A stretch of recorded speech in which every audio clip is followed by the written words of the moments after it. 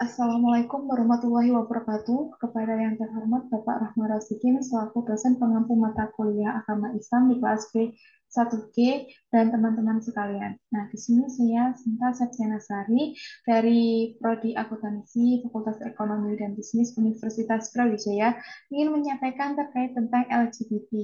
LGBT adalah singkatan dari lesbian, gay, biseksual, dan transgender.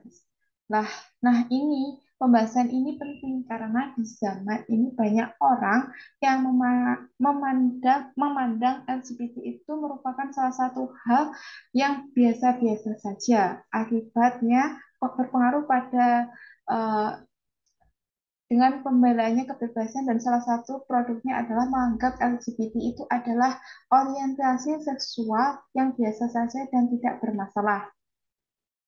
Nah, adapun yang pertama yaitu lesbian. Nah, lesbian ini termasuk perbuatan yang diharamkan. Nah, hal ini juga diterangkan dalam surat Al-Mu'minun ayat 5 sampai 7 yang berarti orang-orang yang beriman dan dicintai Allah akan masuk surga itu adalah orang-orang yang menjaga kemaluannya, kecuali pada istri-istri mereka atau budak-budak yang mereka miliki. Yang demikian itu, mereka tidak tercela. Barang siapa yang mencari selain itu, maka itulah orang-orang yang melampaui batas.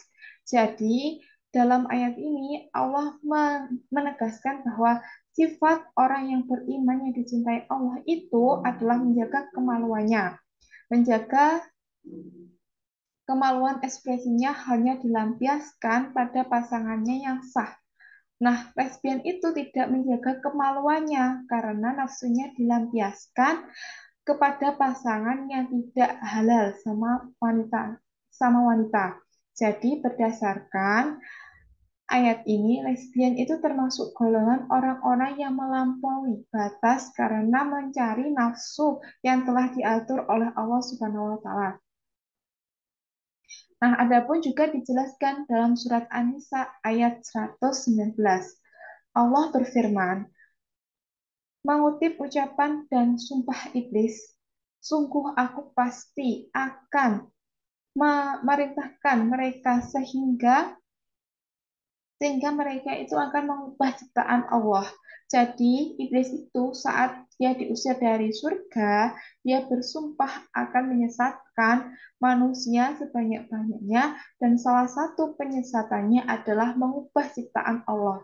Dan orang lesbian itu mengubah ciptaan Allah karena fitrah wanita yang suka kepada laki-laki.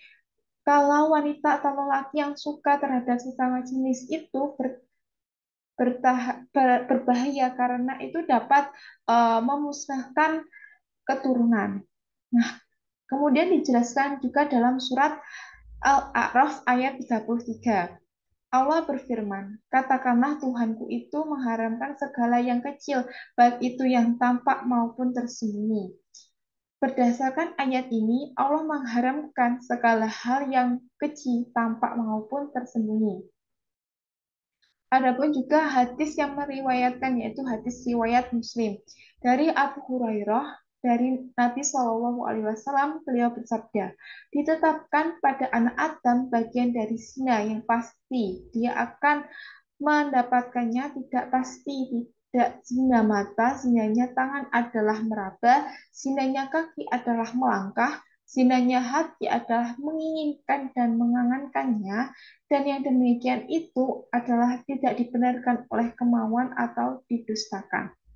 Kemudian hadis riwayat Muslim dari Abdurrahman bin Abi Sa'id Al-Khudri dari ayahnya bahwasanya Rasulullah SAW bersabda, janganlah seseorang laki melihat aurat laki-laki dan jangan pula seorang wanita melihat aurat wanita. Jangan pula seorang laki-laki melakukan iftak pada satu selimut dan jangan pula seorang wanita melakukan iftak dengan wanita pada satu selimut. Jadi dalam hadis ini diterangkan, pertama Rasulullah melarang melihat aurat sesama jenis, Rasulullah melarang iftak, iftak bisa bersentuhan kulit. Nah, kemudian juga diriwayatkan dalam kitab Damul Kiwat Al-Hajuri yang menunjukkan bahwa lesbianisme itu adalah tanda datangnya hari kiamat. Dunia itu tidak akan hilang sampai lelaki cukup dengan lelaki dan wanita cukup dengan wanita. Dan lesbianisme adalah zina di kalangan sesama wanita. Jadi adanya lesbianisme itu dari akan datangnya hari kiamat dan namanya lesbianisme itu setara dengan zina di antaranya sesama wanita. Kemudian saya akan membahas tentang gay. Gay itu orang homo. Homoseksual itu termasuk haram, bahkan dosa besar. Nah, adapun dalil yang menunjukkan haramnya yaitu surat Al-A'raf ayat 80. Nah, Allah itu berfirman, ingatlah ketika Nabi Lut berkata denganmu, mengapa kalian melakukan kekejian yang belum pernah dilakukan seseorang pun di kalangan manusia dan jin. Ini diceritakan ucapan Nabi Lut, yakni bahwasanya Nabi Lut kepada umatnya, umat Nabi Lut itu merupakan umat yang pertama kali melakukan homoseksual. Mereka tinggal di sebuah kota, namanya itu kota Sodom. Nah, makanya perilaku homoseksual itu sering disebut dengan sodomi. Kemudian dijelaskan dalam surat Al-A'raf ayat 81. Sesungguhnya kalian mendatangi para lelaki dengan syahwat, jadi tidak mendatangi para wanita, bahkan kalian mendapatkan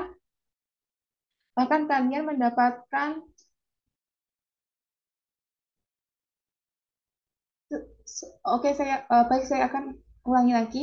Surat Al-A'raf ayat 81 yaitu sesungguhnya kalian mendatangi para laki dengan syahwat dan tidak mendatangi para wanita, bahkan kalian merupakan kaum yang melampaui batas. Jadi Allah itu menyebut perbuatan homoseksual itu perbuatan yang melampaui batas karena dibiarkan oleh homo yang terjangkit satu generasi homo, maka akan punah spesies manusia. Kemudian hadis riwayat Ahmad. Nah, Allah itu melaknat orang yang melakukan perbuatan kaum Hud. Nah, beliau itu mengucapkan 3 kali. Jadi, dalam hadis ini jelas sekali bahwa Rasulullah itu melaknat orang yang melakukan homoseksual. Laknat itu maknanya dijauhkan dari rahmat Allah seperti iblis. Nah, hadis riwayat At-Tirmizi. Nah, dari Ibnu Abbas, Rasulullah SAW bersabda, Allah tidak mau melihat seorang laki-laki yang mendatangi lelaki atau wanita pada duburnya. Kemudian hadis riwayat Muslim. Nah, janganlah seseorang kalian melihat aurat lelaki dan jangan pula wanita melihat pula aurat wanita. Dan janganlah lelaki melakukan iftok sesama lelaki dalam suatu selimut. Dan jangan pula wanita melakukan iftok pada seorang wanita dalam satu selimut. Kemudian hal ini dijelaskan lagi dalam surat Al-Mu'minun ayat 5. Nah, orang-orang yang dicintai Allah itu adalah atau orang mukmin itu adalah orang-orang yang menjaga kemaluannya. Kemudian dipertegas lagi dalam surat An-Nisa ayat 119 yang menjelaskan bahwa kota Ibnu Hajar dasarnya homo lebih besar daripada dosa zina.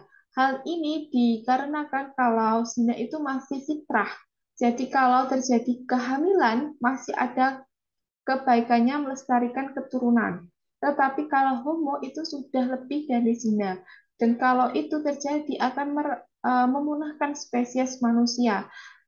Kata Ibnu Hajar, tidak ada perselisihan di kalangan umat bahwasanya homoseksual itu lebih besar dahsyatnya daripada zina. Kemudian saya akan membahas tentang biseksual. Nah, biseksual itu maknanya berarti orang tersebut mempunyai nafsu yang bahwa kelawan jenisnya dan juga punya nafsu ke sesama jenisnya. Nah, hukumnya dalam Islam adalah haram dan dosa besar karena orang yang melakukan hal ini pasti akan melanggar larangannya homo dan lesbian. Dalilnya ini adalah dalil yang ada dalam lesbian dan dalilnya haramnya homoseksual yang telah dijelaskan. Kemudian saya akan menjelaskan transgender. Nah, transgender ini merupakan perilaku yang tidak bisa menerima tubuh fisiknya. Jadi dia laki-laki bergaya perempuan atau sebaliknya orang-orang transgender biasanya mengatakan kamu adalah orang-orang yang terjebak dalam tubuh yang salah. Nah, di antaranya adalah ucapan iblis dalam Al-Quran dalam surat An-Nisa ayat 119. Sungguh pasti aku akan perintahkan mereka supaya mereka benar-benar mengubah ciptaan Allah. Kemudian hadis ini diriwayatkan dalam hadis riwayat Abu Daud dari Abu Hurairah. Ini dijelaskan bahwa Rasulullah itu melaknat laki-laki yang memakai pakaian wanita dan wanita memakai pakaian laki-laki. Nah, hadis ini diriwayatkan Bukhari dari Ibnu Abbas. Beliau mengatakan Rasulullah melaknat laki-laki yang menyerupai wanita dan wanita yang menyerupai laki-laki. Kemudian adapun riwayat At-Tabarani dari Ibnu Abbas. Nah, seorang wanita melewati Rasulullah SAW sambil menyandang busur. Maka Rasulullah SAW bersabda, Allah melaknat wanita yang menyerupai lelaki dan laki-laki yang menyerupai wanita. Kemudian dipertegas lagi dalam hadis riwayat Al-Bukhari dari Abdullah bin Yasar. Nah, ada 3 orang yang tidak bisa masuk surga. Satu, orang yang durhaka kepada orang tua. Yang kedua, orang yang tidak punya kecemburuan maksiat yang dilakukan pasangannya. Yang ketiga, yaitu wanita bergaya laki-laki.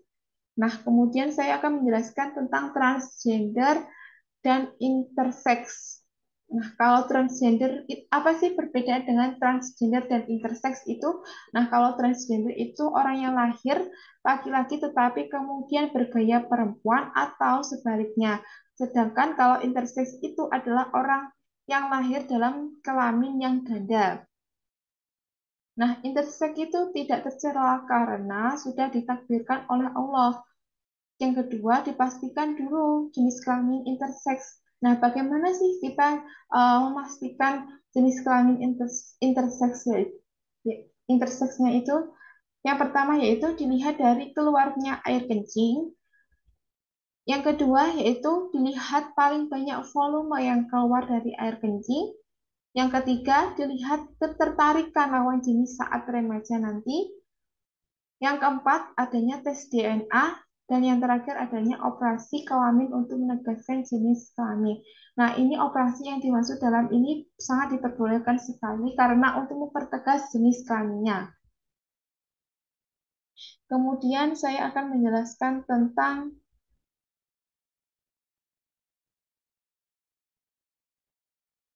bolehkah homoseksual menurut Imam An-Nawawi itu diperbolehkan. Kata An-Nawawi, siapapun yang menghalalkan sesuatu yang jelas haram seperti liwat homoseksual, maka dia dihukumi murtad atau kafir dan telah keluar dari Islam.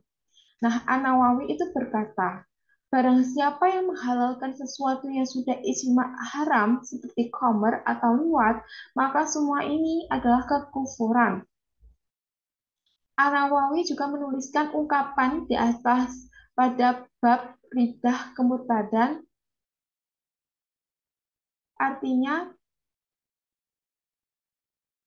artinya poin-poin yang dirinci oleh beliau adalah hal-hal yang membuat seseorang dihukumi murtad kafir dan telah keluar dari Islam. Keharaman liwat memang termasuk perkara yang maklumun min ad-din bi'ad Doruroh, nah perkara agama yang telah diketahui hukumnya secara pasti oleh semua orang Islam tanpa ada perselisihan, kesamaran, dan perdebatan, sebagaimana haramnya zina, minum khamr, makan babi, durhaka kepada orang tua, membunuh tanpa hak, dan semisalnya. Kemudian tapi percaya atau tidak di zaman sekarang pada sebagian orang menisbatkan diri pada Islam atau liberal yang berani dan terang-terangan menghalalkan liwat. Nah, ini dijelaskan dalam hadis berikut ini. An Jabir bin Abdullah qala Rasulullah sallallahu alaihi wasallam an inna ahwafa ma akhafu ala ummati amalu qaumi Lut. Artinya, dari Jabir bin Abdullah, ia berkata, Rasulullah SAW bersabda, sesungguhnya yang paling aku khawatirkan terhadap umatku adalah perbuatan kaum Lut. Nah, sesungguhnya liwat adalah perilaku yang jauh dari fitrah. Jika kita asumsikan satu generasi saja sudah terinfeksi penyimpangan ini, maka bisa dipastikan tidak akan ada kelahiran. Jika tidak ada kelahiran, maka spesies manusia itu akan musnah. Nah, sedihnya perilaku liwat ini pada zaman sekarang didukung oleh kekuatan-kekuatan besar yang pengaruhnya mendunia. Di negeri kita bahkan telah menjelma menjadi satu gerakan masif. Nah, setidaknya ada 4 strategi yang dilakukan mereka untuk melegalkan homoseksual yang mengarah pada legalitas perkawinan sesama jenis, yaitu yang pertama, mengorganisir kaum homoseksual untuk bersatu dan berjuang merebut hak-haknya yang dianggap telah dirampas oleh negara. Yang kedua, memberi pemahaman kepada masyarakat bahwa apa yang terjadi pada diri homoseksual, kaum homoseksual itu adalah sesuatu yang normal dan fitrah, sehingga masyarakat tidak mengucilkan, bahkan sebaliknya, masyarakat ikut terlibat mendukung setiap gerakan kaum homoseksual dalam menuntut hak-haknya. Yang ketiga, melakukan kritik dan reaktualisasi tafsir keagamaan, tafsir kisah Lut, dan konsep pernikahan yang tidak memihak kaum homoseksual. Dan yang keempat, menyuarakan perubahan UU Perkawinan nomor 1/1974 yang mendefinisikan perkawinan harus antara laki-laki dan wanita.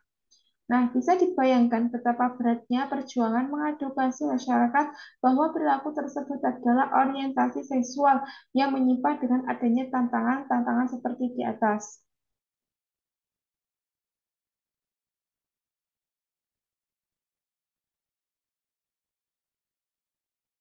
Nah,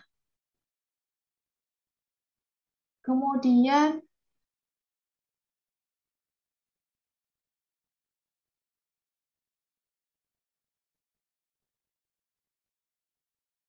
kemudian saya akan membahas tentang eh, artikel yang memperbolehkan tentang homoseksual.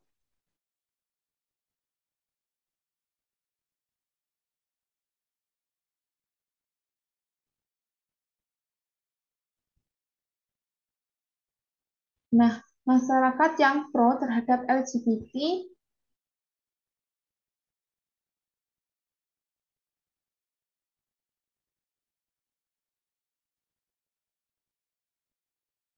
Nah, LGBT ini masih menjadi isu sensitif di Indonesia. Baru-baru ini salah satu selebritas yang mengundang pasangan sesama jenis di kanal YouTube-nya, sehingga memunculkan polemik masyarakat. Nah, tayangan tersebut dinilai tidak layak yang dipertontonkan dan dituding mendukung LGBT yang jelas dilarang di Indonesia. Nah, permasalahan LGBT ini terus menjadi polemik lantaran banyaknya yang pro dan kontra terhadap hal ini. Masyarakat yang pro terhadap LGBT menyatakan bahwa negara dan masyarakat itu tidak seharusnya mendiskriminasi laki-laki, perempuan, transgender, pencinta lawan jenis maupun pencinta sesama jenis. Nah, diskriminasi orientasi seksual ini dinilai mencoreng hak asasi manusia yang harus dihargai. Sedangkan masyarakat yang kontra terhadap LGBT menyatakan bahwa LGBT itu merupakan sesuatu bentuk penyimpangan dan tidak termasuk ke dalam konsepsi hak asasi manusia. Sehingga negara dan masyarakat harus saling bahu-membahu melakukan upaya penghentian terhadap munculnya dan perkembangannya LGBT di Indonesia yang dinilai akan membahayakan generasi mendatang. Kemudian,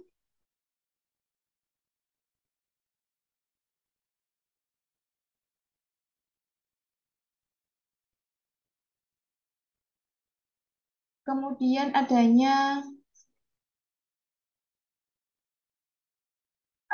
kaum yang muncul berbagai pro dan kontra mengenai golongan LGBT.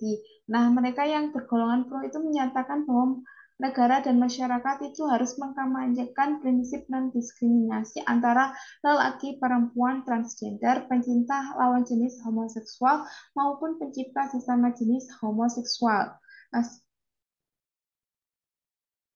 Nah, ini didukung Indonesia merupakan salah satu negara hukum restat yang menjamin kebebasan berekspresi dalam Undang-Undang Dasar 1945 Amandemen 2, yaitu pasal 28E ayat 2 yang menyatakan setiap orang berhak atas kebebasan meyakini kepercayaan, menyatakan pikiran sikap sesuai dengan hati nuraninya.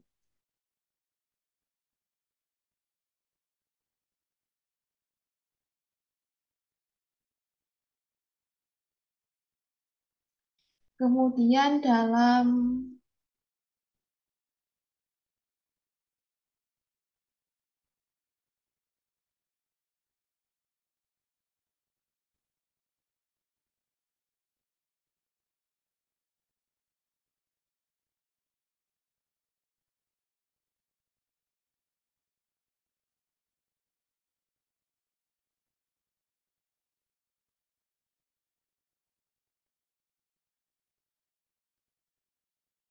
di Indonesia banyak sekali berpendapat bahwa LGBT itu ada yang pro dan kontra, dan setiap orang itu memiliki perspektif yang berbeda-beda. Ada yang ingin mendukung adanya LGBT dan adanya yang menolak tentang kehadiran LGBT.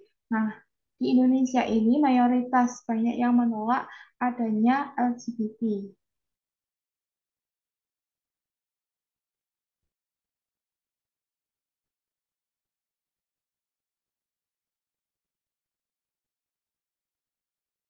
Kemudian,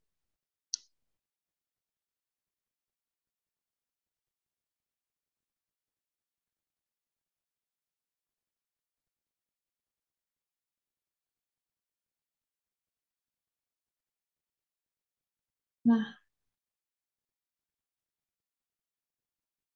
dapat disimpulkan bahwa masyarakat yang pro terhadap LGBT itu masyarakat yang mendukung LGBT bahwa orientasi seksual dan kecenderungan menyukai sama-sama jenis adalah pemberian Allah. Nah, dengan adanya itu masyarakat mengkampanyekan prinsip non-diskriminasi antara lelaki, perempuan, dan transgender. Nah, itu saja yang bisa saya sampaikan. Kurang lebihnya mohon maaf. Wassalamualaikum warahmatullahi wabarakatuh. Assalamualaikum warahmatullahi wabarakatuh. Baik, di sini saya akan eh, menanggapi tentang artikel yang mendukung tentang LGBT dan sikap saya terhadap adanya pro LGBT tersebut.